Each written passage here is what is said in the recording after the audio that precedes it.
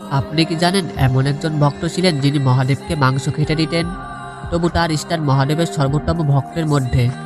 একদিন এক শিকারী, যার জীবিকা ছিল শিকার করা, যার হাতে লেগে থাকতো রক্ত, তবু হৃদয়ে ছিল এক অদ্ভুত ভক্তি। সে ছিলেন মহাদেবের একজন পরম ভক্ত।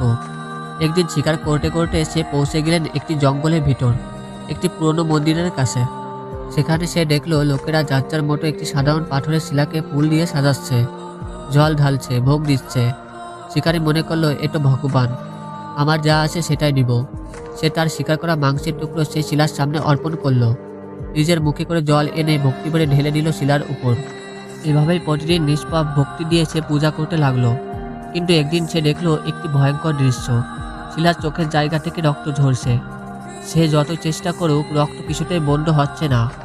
তখন সে ভাবলো ভগবান কষ্ট পাচ্ছেন। এক মুহূর্ত দেরি না করে সে নিজের একটি চোখ উপরে শিলার চোখের জায়গায় লাগিয়ে দিল। রক্ত থামলো, কিন্তু হঠাৎ অন্য চোখ থেকে রক্ত পড়তে শুরু করলো।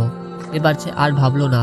নিজের পা দিয়ে শিলার চোখ চিহ্নিত করে নিজের আরেকটি চোখ উপরে দিতে উদ্যত হলো। ঠিক তখনই মহাদেব আবির্ভূত হলেন, কারণ সে সাধারণ শিলা আসলে ছিল স্বয়ং মহাদেবের শিবলিঙ্গ। মহাদেব বললেন, হে কানাপ্পা, তুমি আমার সর্বোত্তম ভক্ত। চিরকাল তুমি আমার ভক্তের মধ্যে সর্বশ্রেষ্ঠ হয়ে থাকবে। এই ছিল কানাপ্পার ভক্তির কাহিনী। এটা ছিল মহাদেবের এক মহাপরীক্ষা। ভিডিওটি ভালো লাগলে কমেন্টে লিখে যান, হর হর মহাদেব।